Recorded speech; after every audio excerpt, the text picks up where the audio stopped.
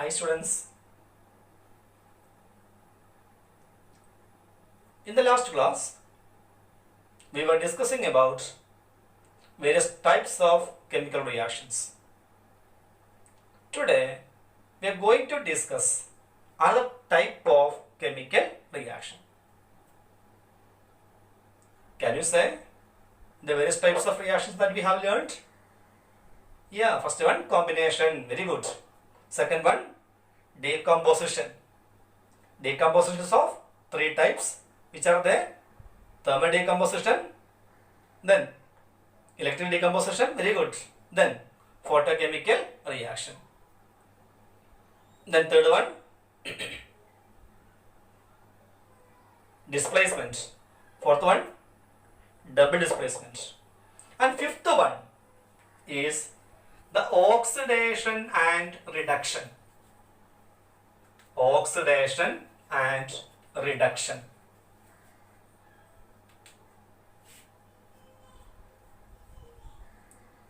To study this reaction, let us discuss an activity. Activity 1.11. Heat a china dish containing about 1 gram copper powder. What do you observe? When heating, the surface of copper powder becomes coated with black copper oxide. That is, while heating copper powder, it turns to its oxide.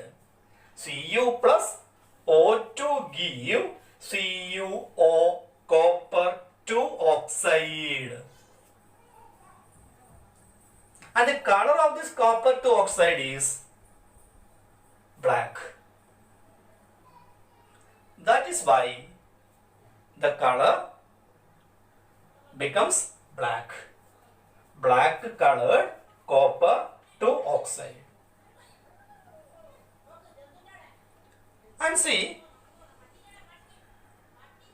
this reaction in which copper combines with oxygen is called oxidation. Is called oxidation. So a process in which addition of oxygen takes place. A reaction or a process in which addition of oxygen takes place is called oxidation. At the same time, listen, it may be the addition of oxygen or removal of hydrogen. So we can give the definition for oxidation as a process in which addition of oxygen or removal of hydrogen. So here copper undergoes oxidation. Why? It adds oxygen to it to form copper oxide. Okay students, did you get me what I told? Did you get me? Yes. Addition of oxygen or removal of hydrogen. And see, if hydrogen gas is passed through this black copper oxide, the black coating turns to brown again. The first time we take brown colored copper powder, and this brown colored copper powder on heating, that gives a black copper oxide. Black copper oxide. And while passing hydrogen gas over this copper oxide powder. That's a black powder. What will happen? The color will change into brown again. How? See, copper plus H2O. Copper plus H2O. So listen here. In the first reaction, only oxidation takes place. That is addition of oxygen only. Just consider the second reaction. Copper oxide plus hydrogen gives copper plus water. Listen here. What happened for copper oxide? Copper oxide remove oxygen to form copper. Once again, copper oxide remove oxygen to form copper. So the removal of oxygen is called reduction. Addition of oxygen, oxidation. Removal of oxygen, reduction. So copper oxide undergoes reduction. Undergoes reduction. Why? It removes oxygen. Okay. Yes. At the same time, the oxygen loosed by copper oxide get attracted by hydrogen and form H2O, oxide of hydrogen. Addition of oxygen takes place, and this is what we call oxidation. Oxidation. See, what is the speciality of this reaction? In this reaction, oxidation and reduction takes place simultaneously. Okay? Did you get me? Oxidation reduction takes place simultaneously. Hence, this is an example for a redox reaction. A new word again, redox. So what is redox? Whenever oxidation and reduction takes place simultaneously, we use the term redox. So, see, listen. Oxidation and reduction takes place simultaneously. Reduction plus oxidation gives, see, redox. Redox. Reduction and oxidation takes place simultaneously. Did you get me what I said? Yes. In the first reaction, copper oxidizes to copper 2 oxide. The second case, copper oxide undergoes reduction, whereas hydrogen undergoes oxidation. So oxidation reduction takes place simultaneously here. So we can say this is an example for a redox reaction. And see, here copper oxide undergoes reduction, or we can say copper oxide is reduced, and therefore copper oxide is the oxidant. What's that? Listen, this topic is somewhat confusing. Once again, copper oxide undergoes reduction. That is, we can say copper oxide get reduced. Therefore, oxidant in the reaction is copper oxide.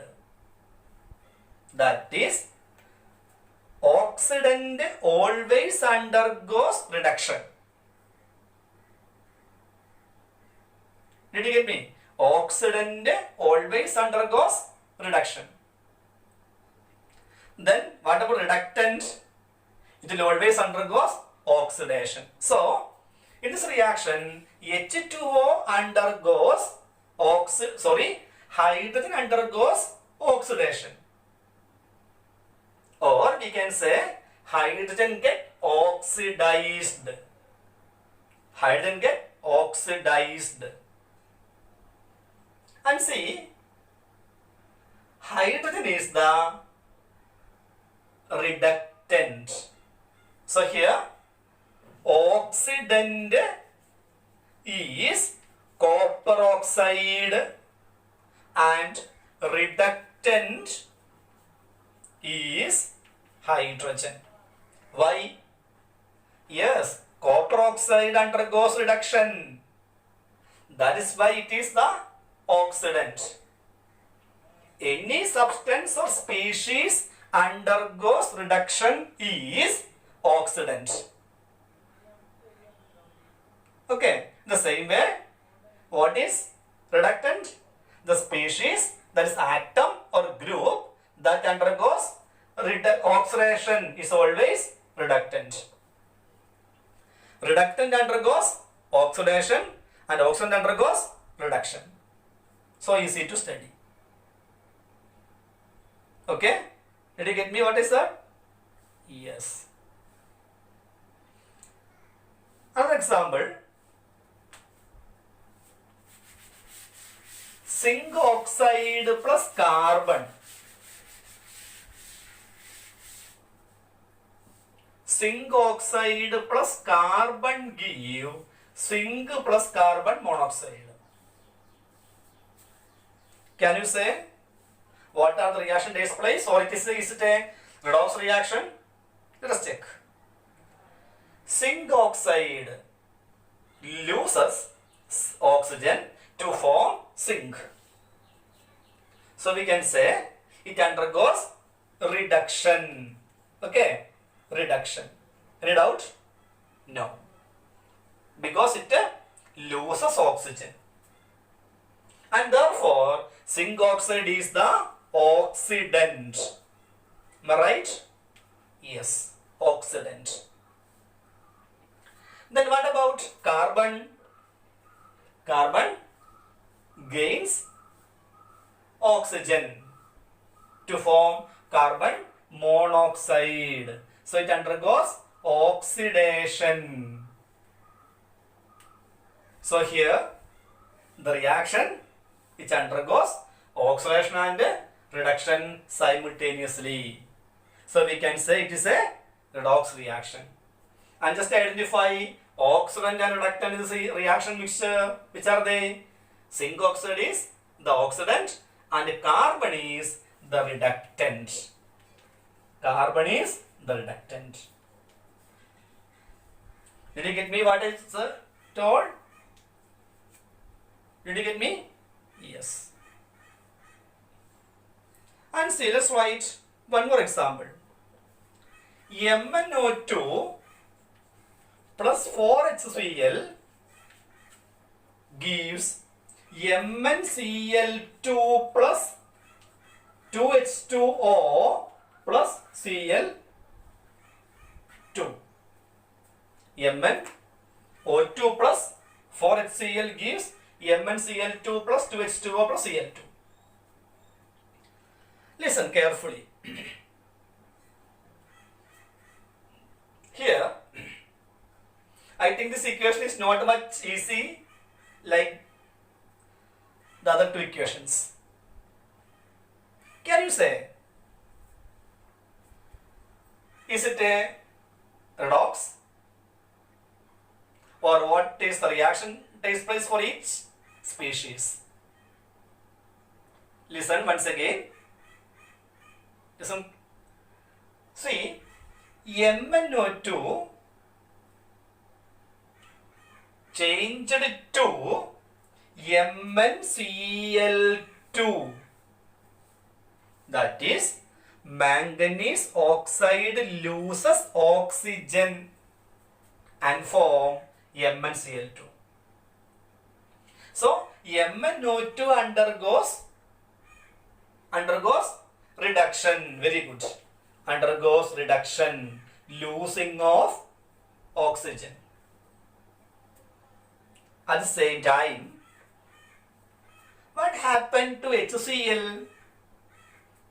In HCl, it loses hydrogen, not oxygen. See, HCl loses hydrogen to form chlorine, and hence it undergoes oxidation. I told you it is not easy like the other two equations. Once again, MnO2 loses oxygen to form MnCl2. Hence it undergoes reduction. HCl loses hydrogen. In the first of this topic itself, I told you what were the definitions for oxidation and reduction. Oxidation means addition of oxygen or removal of hydrogen. So HCl removes hydrogen and form chlorine. So HCl undergoes oxidation.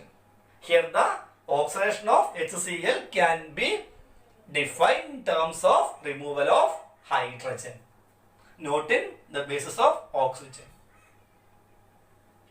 And see, MnO2 undergoes reduction. So here we can say MnO2 is the oxidant, am I right? Oxidant, whereas HCl is the reductant. HCl is the reductant.